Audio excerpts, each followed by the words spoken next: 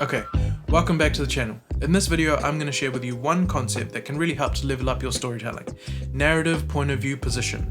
Also sometimes called dramatic irony or storytelling perspective, this principle is all about what you know as the audience versus what the characters in the stories know. I'll go through how I understand this concept, I'll break down a micro short film I made where I made myself practice this, and I'll also share one of my favorite examples of this principle using a major feature film. I first learnt about these principles in a story workshop with Stephen Cleary. I'll link his website below in case you want to check out his work. Narrative point of view position is basically a way of tracking how much information or knowledge we have as the audience versus how much information or knowledge the character within the story has. There are three possible positions. Firstly, you can be behind the character, which is when you have less information than the character or the character knows more than you do. A good example of this is this moment in the first Pirates of the Caribbean.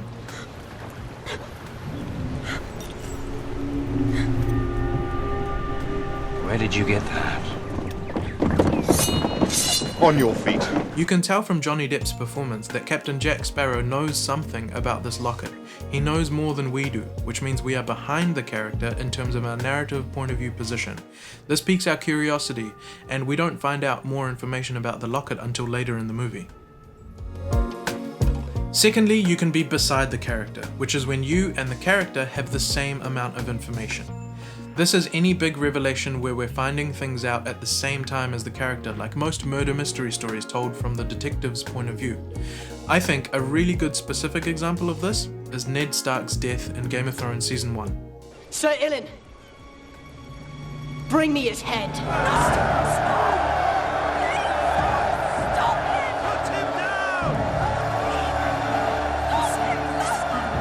You can see from his reaction and from Cersei's reaction that none of the characters in the scene expected this to happen. They're all finding out about Joffrey's rash decision at the same exact time that we are as the audience, so this means we're beside the characters in terms of our narrative point of view position. Thirdly, you can be ahead of the character, which is any situation where you have more information as the audience member than the character in the scene. For example, in the first Harry Potter film, we find out pretty much instantly that Harry is a wizard when McGonagall and Dumbledore leave him on the doorstep of the Dursleys. There won't be a child in our world who doesn't know his name. Exactly. But then for the first part of the movie, Harry himself doesn't know he's a wizard. He's bullied and sidelined by the Dursleys until Hagrid finally shows up at that hut out in the sea where he tells him he's a wizard. You're a wizard, Harry. I'm a what? A wizard.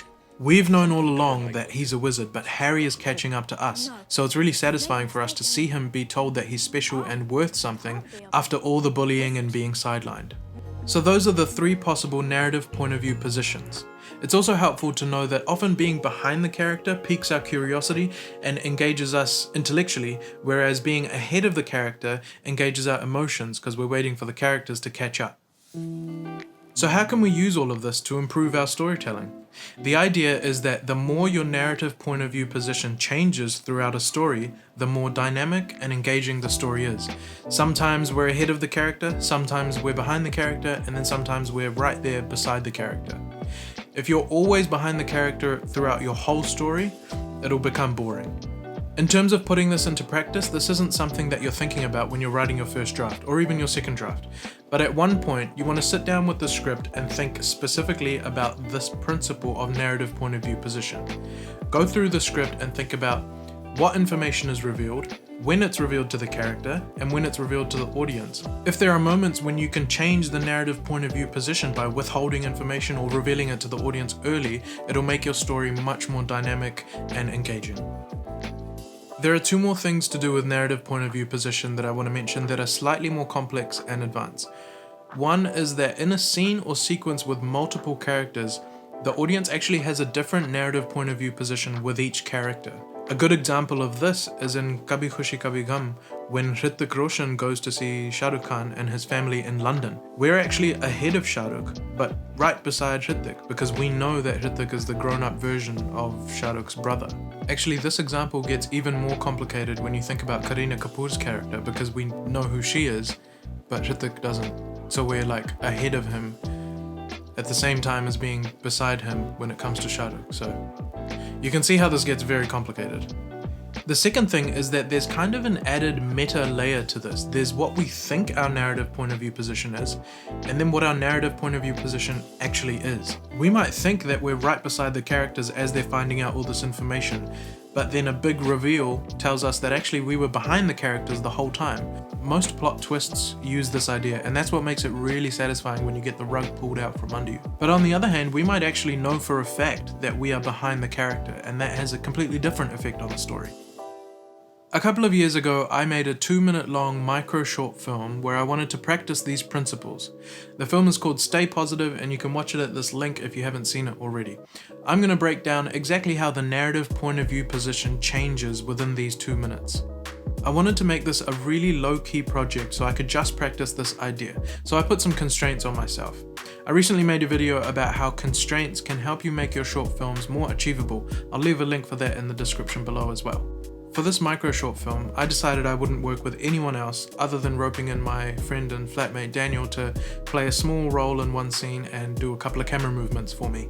Other than that, I did everything myself, from writing the script to shooting it to acting in it to editing the short film, and it was a great way to just lower the stakes and let me just practice the ideas in my own time. The film opens with a guy doing a COVID test. Without any other context, we're assuming that we as an audience are beside him in terms of our narrative point of view position. We're assuming that he's feeling sick and he doesn't know what the result of his COVID test is going to be. He gets a runny nose and he goes to the bathroom. And at this point, we see that the test is positive. Because he's in the bathroom at this point and we've seen information that he hasn't, that puts us ahead of him in terms of our narrative point of view position. He then makes his way back to the table, but he hears a knock on the door and he goes to open it. At this point, hopefully the audience is thinking, oh crap, this guy's got COVID and he's about to open the door and interact with someone. But then this happens. Thank you. Give me that one. Lovely. That's great, thank you. Thanks, man.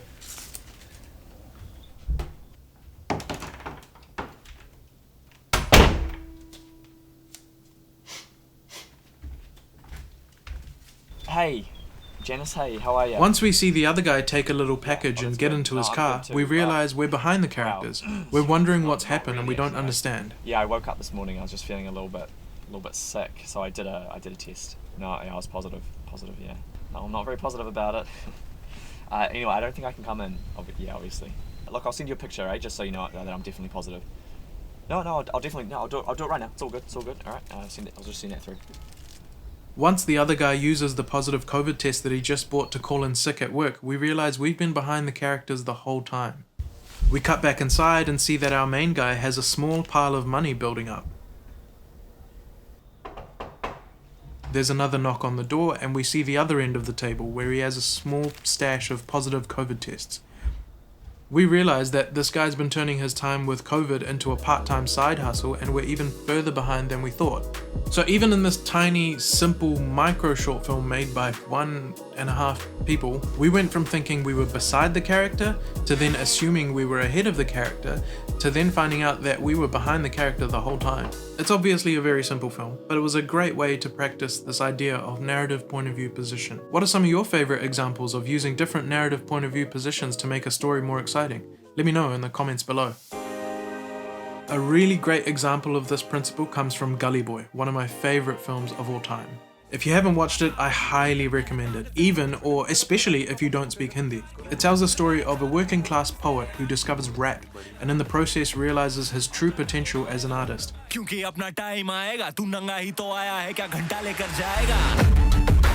got great performances, excellent writing, it looks beautiful, and the soundtrack is amazing. Anyway, the scene that I want to look at is the first time that Murad, played by Ranveer Singh, and Safina, played by Alia Bhatt, meet on the train. Now, based on all the trailers and marketing, you know these two characters are going to end up together in the film. But when you watch this scene, you're assuming it's the classic romantic meet cute, the first time our lead characters meet.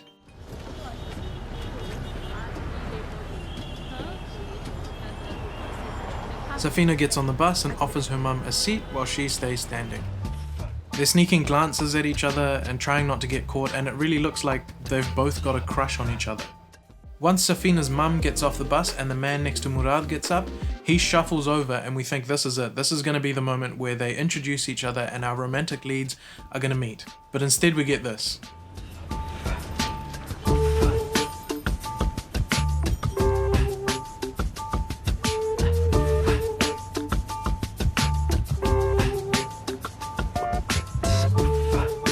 You understand so much information without any words being spoken, and you realize that you were behind the characters the whole time. Now you know that it's not their first time meeting and that they're actually already a couple. You also know that it's a secret because Safina had to wait for her mum to get off the bus before going to sit next to Murad. And you know that they're so comfortable with each other that they don't have to say anything. They don't say hello or how are you or anything like that. They just sit there and listen to music and hold hands. Tell me that's not brilliant cinema. It's so good. So that's narrative, point of view, position. One principle that can really elevate your storytelling. If you want to watch more videos with filmmaking tips where I share what I'm learning, check out our channel or watch this one. I hope you liked this video, share it with someone if you did, and until next time, just get out there and make stuff. Peace.